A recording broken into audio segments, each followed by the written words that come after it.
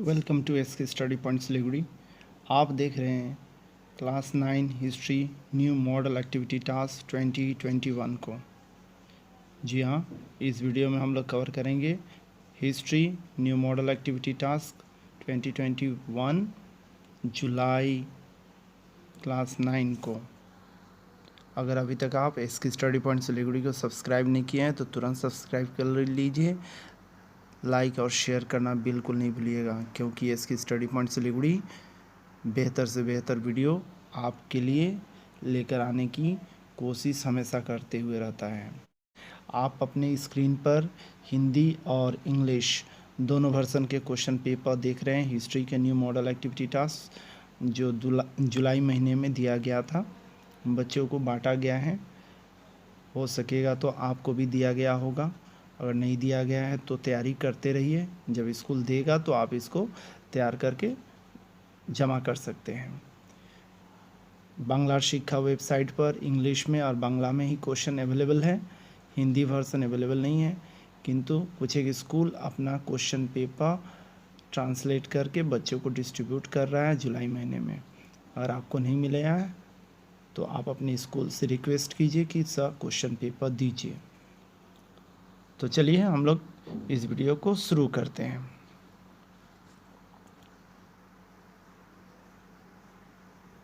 पहला क्वेश्चन देखिए model activity task का, जिसमें दिया गया है सही विकल्प का चुनाव कीजिए। 3 क्वेश्चन हैं ABC करके और ऑप्शंस दिए गए हैं, आपको सही विकल्प को चुनना है। पहला है फ्रांस की क्रांति के समय फ्रांस के राजा थे लुई 16वां। सही उत्तर कौन है? लुई 16वां। बी देखिए कैंडिड पुस्तक के लेखक कौन है? लेखक हैं वॉल्टेयर। सी नंबर देखिए फ्रांस को आर्थिक विषमताओं का अजायबघर कहने वाले हैं एडम स्मिथ। ठीक है, उम्मीद कर रहा हूँ आपको क्वेश्चन नंबर 1 समझ में आ गया होगा। अब देखते हैं क्वेश्चन नंबर 2 को, जिसमें दिया गया है कि आपको मिलान करना है, मतलब कलम ए और कलम बी को मिलाना है। स्तंभ क के साथ में स्तंभ ख को मिलाना है। तो देखिए पहला है रॉब्सपियर, तो इसका सही उत्तर है आतंक का राज 3 नंबर।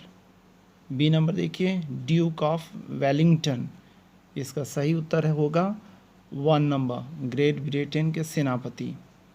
सी नंबर देखिए कुट जॉब, इसका सही उत्तर होगा 2 रूसी सेना के सेनापति। आप एरो देकर मिला लीजिएगा और लिख लीजिएगा अपने क्वेश्चन पेपर पर या आंसर के पेपर पे। आगे बढ़ते हैं, क्वेश्चन नंबर 3 को देखते हैं, जिसमें पूछा गया है निम्नलिखित प्रश्नों के उत्तर 2 या 3 वाक्यों में दीजिए। देखिए बेसिकली 2 या 3 वाक्य क्वेश्चन भले ही बोला रहे, किंतु आप आंसर अगर सटीक लिखना चाहते हैं तो 2-3 वाक्य में संभव नहीं हो पाता है। आपके वाक्य अगर छोटे छोटे हो जाएंगे तो 10 वाक्य हो जाएंगे, 5 वाक्य हो जाएंगे। अगर एक ही वाक्य है और बहुत ही लंबा और करके आप जोड़ रहे हैं तो शायद 2 वाक्य में हो जाएगा या 3 वाक्य में आंसर हो जाएगा। तो चलिए हम लोग बिन समय गंवाए शुरू करते हैं। ये नंबर जिसमें दिया गया है इंटेंडेंट कौन थे? देखिए उत्तरी फ्रांस के आंतरिक प्रांतों के प्रभारी शाही कर संग्रहकर्ता इंटेंडेंट के रूप में जाने जाते हैं। वास्तव में इंटेंडेंट राजा के वफादार प्रशासनिक अधिकारी के रूप में प्रसिद्ध थे। सत्ता का दुरुपयोग करके वे अधिकाधिक दमनकारी और भ्रष्ट होते गए। वे दमनकारी भेड़िए थे, इस नाम से भी उन्हें दमनकारी भेड़ियों के रूप में भी कहा जाने लगा। किनको? इंटेंडेंट को। आगे बढ़ते हैं, बी नंबर को देखिए लीजन ऑफ ऑनर क्या था? लीजन ऑफ ऑनर नेपोलियन के द्वारा देशभक्ति एवं देश सेवा के लिए व्यक्तियों तथा संस्थाओं को सम्मानित करने के लिए स्थापित किया गया संस्था लीजन ऑफ ऑनर कहलाया। नेपोलियन ने प्रथम काउंसिल के रूप में देश को भ्रष्टाचार से मुक्त करने तथा बहुमुखी विकास के लिए भरसक प्रयत्न किया।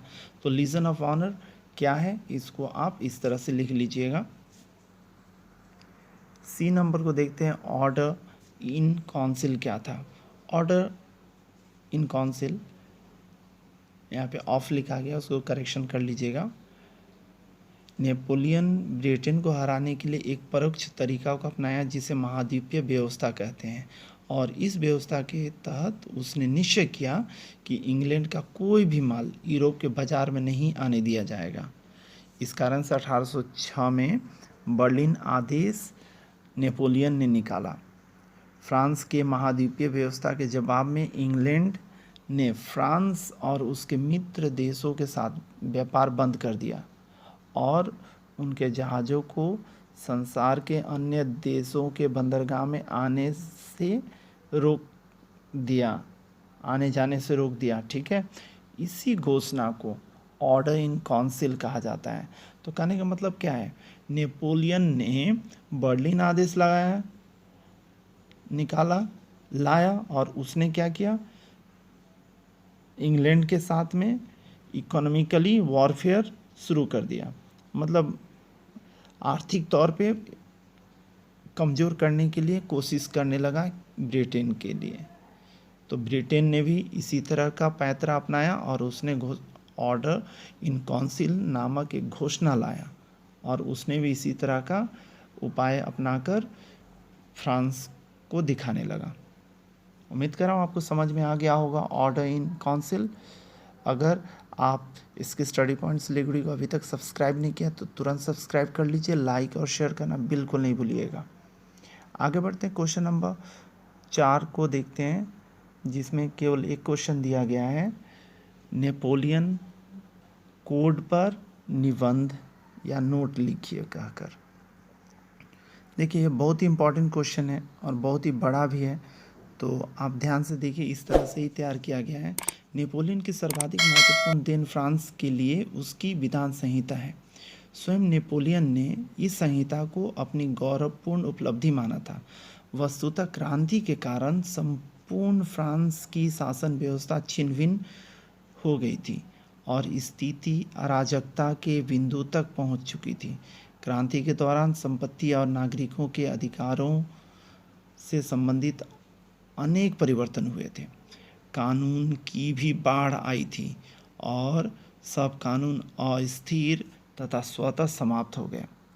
इन परिस्थितियों में नेपोलियन ने फ्रांस के बड़े बड़े वकीलों, विधिवेताओं, न्यायविदों को कानून व्यवस्था में सुधार के लिए नए नियमों के निर्माण का आह्वान किया। इनके द्वारा प्रस्तुत प्रस्तावों को राज्य परिषद द्वारा गठित एक आयोग के विचारार्थ सुपुर्द किया गया। 84 अधिवेशनों की एक लंबी प्रक्रिया एवं विचार विनिमय के उपरांत परिषद ने विधान संहिता का प्रारूप स्वीकृति हेतु पारित किया, जिसे नेपोलियन विधान या नेपोलियन कोड कहते हैं। यदि इस क्वेश्चन यहाँ पे जब हम लोग लिख रहे हैं इस तरह से, तो इसमें क्या है, हम लोग बैकग्राउंड भी बता रहे हैं, क्या भूमिका थी नेपोलियन कोड का उसको भी बता रहे हैं, किस तरह से नेपोलियन कोड को तैयार किया गया उसको भी बता रहे हैं, और कितने अधिवेशनों के द्वारा यह तैयार किया गया। ऐसा नहीं कि नेपोलियन ने लिख दिया, बता दिया, वही फाइनल हो गया, ऐसा नहीं है। यहाँ पर देख रहे हैं आप, वकील हैं, विधिवेताओं हैं, न्यायविद हैं, सभी को मिलकर तैयार किया है ड्राफ्ट, और उसके बाद में उसको नेपोलियन कोड जब उसके प्रारूप को स्वीकृत किया गया तभी। अब देखिए नेक्स्ट पॉइंट, पैराग्राफ करके आप लिखिएगा। यहाँ पर एक ही साथ में है किंतु आप पैराग्राफ करके लिखिएगा। नेपोलियन कोड कुल 5 हैं: civil code, code of civil producer, code of criminal producer, panel code और कमर्शियल कोड। इन समस्त कोडों में सिविल कोड सर्वाधिक महत्वपूर्ण है। इन सभी कोडों ने राज्य क्रांति के सिद्धांत एवं फ्रांस की पुरातन व्यवस्था को सुसंगठित किया। इसके चलते नेपोलियन को द्वितीय जस्टिनियन की उपाधि भी मिली थी। इनके कारण औरतों को पुरुषों के समकक्ष बनाया गया, दास प्रथा का उन्मूलन किया गया, सामाजिक तथा आर्थिक समानता को एक करने का प्रयास किया गया और शासन को अधिकाधिक सुदृढ़ बनाया गया। इसे 1804 ईस्वी में संपूर्ण फ्रांस में लागू कर दिया गया। तो उम्मीद कर रहा हूँ आपको नेपोलियन कोड समझ में आ गया होगा। आप चाहें तो और बड़ा लिख सकते हैं, किंतु मैं चाहूँगा आप इतना लिख लीजिए। काफ़ी सारे चीज़ आ गए हैं इसमें और सभी पॉइंट्स को कवर आपने कर लिया है। इसके स्टडी पॉइंट सिलीगुड़ी के साथ बने रहने के लिए बहुत बहुत धन्यवाद। Thank you very much for watching us at इसकी स्टडी पॉइंट सिलीगुड़ी।